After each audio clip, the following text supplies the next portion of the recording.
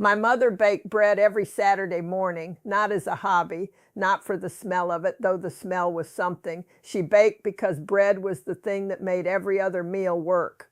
When there was not enough for a full plate, and during the Depression, that was most days, there was always bread.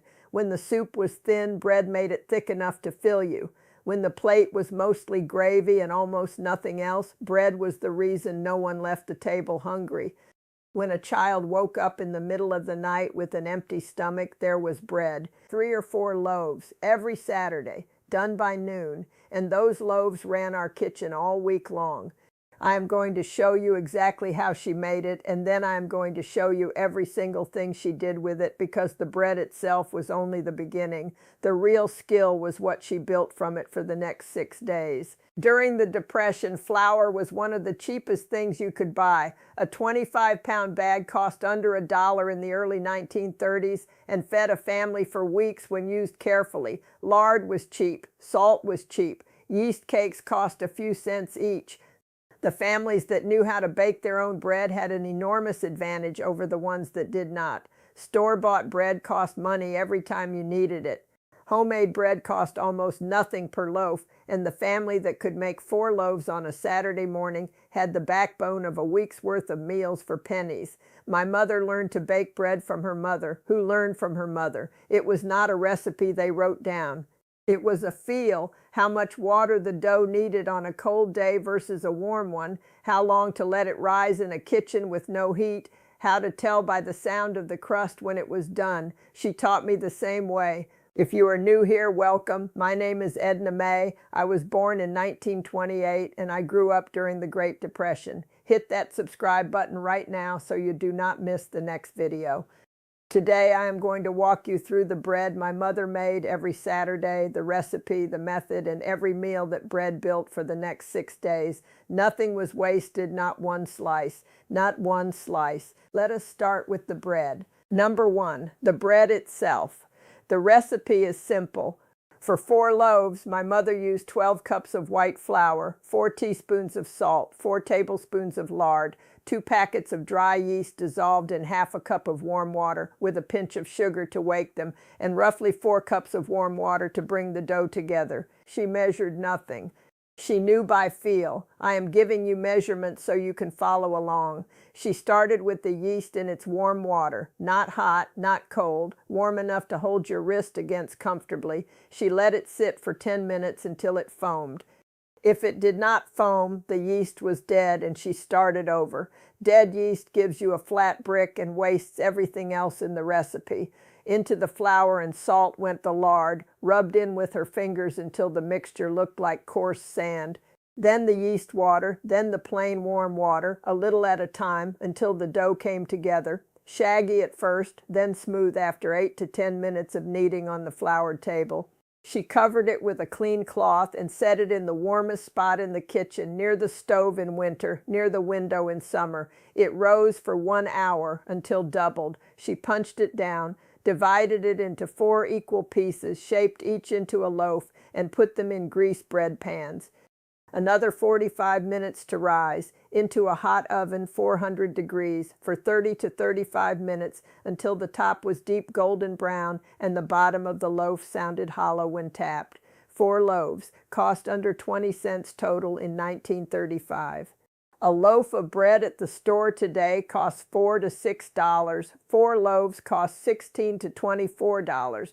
My mother's 4 loaves cost about 80 cents in today's flour prices. The math has not changed. My rule has always been this: if you know how to make bread, you will never be without the most important thing on your table. Number 2, day 1, bread warm from the oven. The first meal was always the same, Saturday noon. 1 loaf cut open while it was still warm, the steam rising from the cut face. Nothing on it but a scraping of lard or drippings, the fat saved from whatever meat we had cooked that week, and a pinch of salt. That was the meal, warm bread and drippings. 10 people around a table, and no one spoke much because the bread was too good. It sounds like nothing. It was everything. Warm bread, fresh from the oven, properly made, is one of the best foods there is. My mother knew this and she planned for it. She always baked on Saturday, so the family had that moment at the start of every week. 1 loaf, 10 people, Saturday noon, under 5 cents.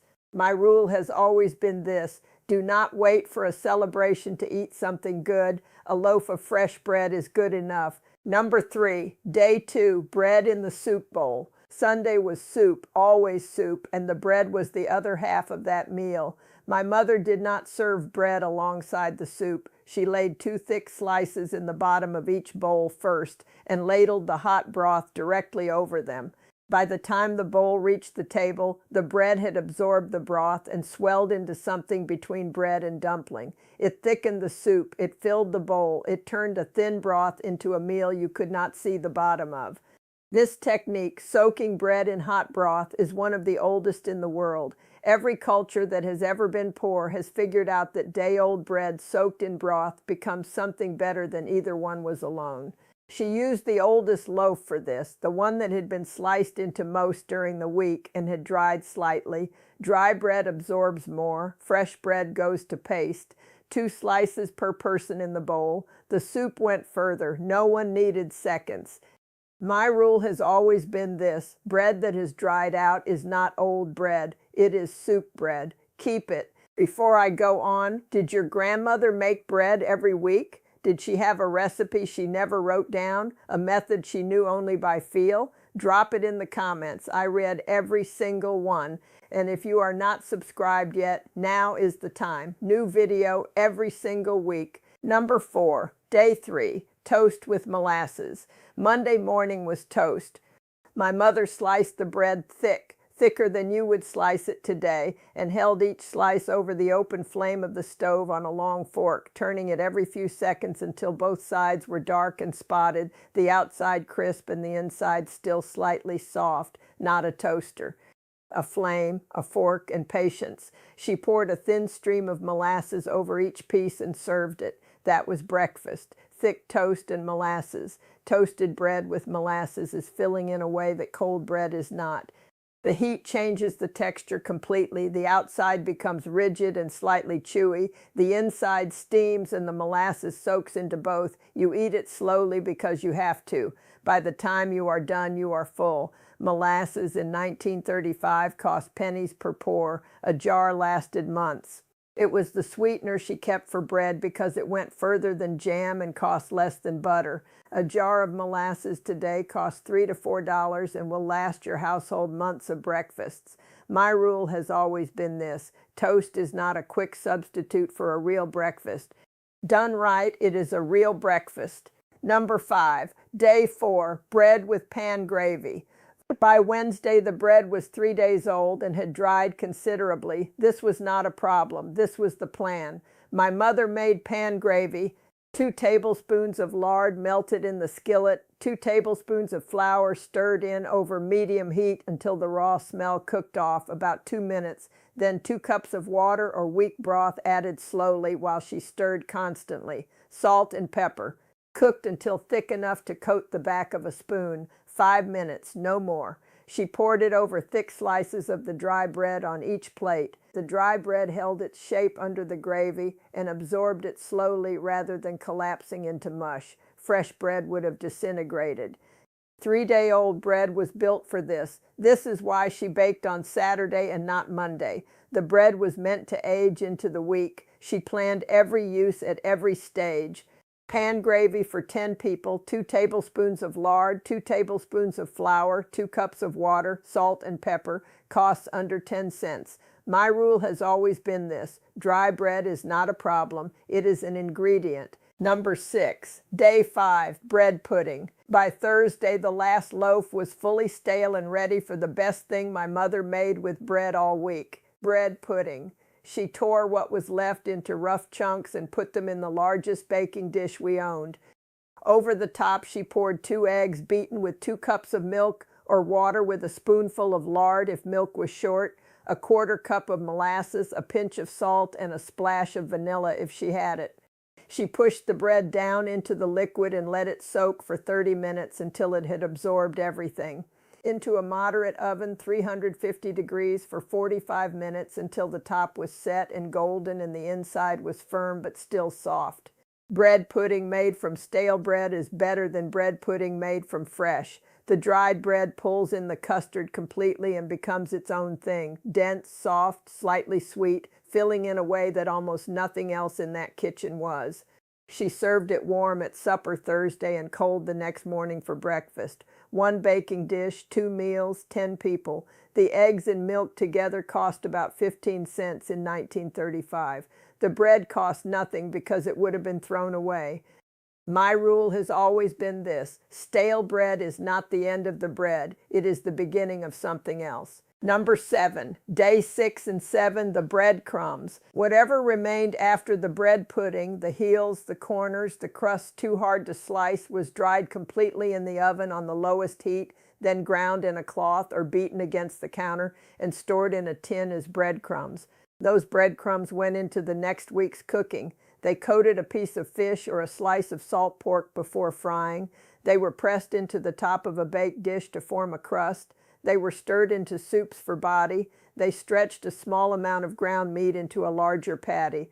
Nothing, not one piece, not one heel or corner or crust was thrown away. 4 loaves on Saturday, 10 people, 6 full days of meals where bread was at the center of the table, cost under 20 cents. That is what it means to know how to use something completely. My rule has always been this: when you know how to use everything, you never run out of anything. 7 things from 4 loaves. Number 1, make the bread. 4 loaves every Saturday, the same recipe every time until you know it by feel. Number 2, eat it warm from the oven the day it is baked. That is the reward for making it. Number 3, lay the day-old slices in the bowl and pour the hot broth over them. The soup goes further and the bread becomes something better. Number 4, toast the 3-day bread over a flame with molasses. It is a full breakfast for almost nothing. Number 5, pour pan gravy over the dry bread midweek. The dryness is exactly what makes it work. Number 6, make bread pudding from the stale bread at the end of the week. It will be the best thing on the table. Number 7, dry every heel and crust, grind them into breadcrumbs and use them through the next week. Nothing leaves the house. Number pot, flour, salt, lard, and yeast. She turned them into 4 loaves on Saturday morning, and those 4 loaves built every meal for 6 days. Not as a side, as the center of the table. This is not a difficult skill. The recipe is simple. The method takes practice and then becomes second nature, and the return on that 20 cents and that Saturday morning is a week of meals that costs almost nothing. Share this video with someone who has never made bread and thinks they cannot. It costs you nothing, and it might change the way they think about what 20 cents and an afternoon can do. Subscribe if you have not already. 1 new video every week. Until next time, take care of yourselves, take care of your families, and remember, your grandmother knew more than you think.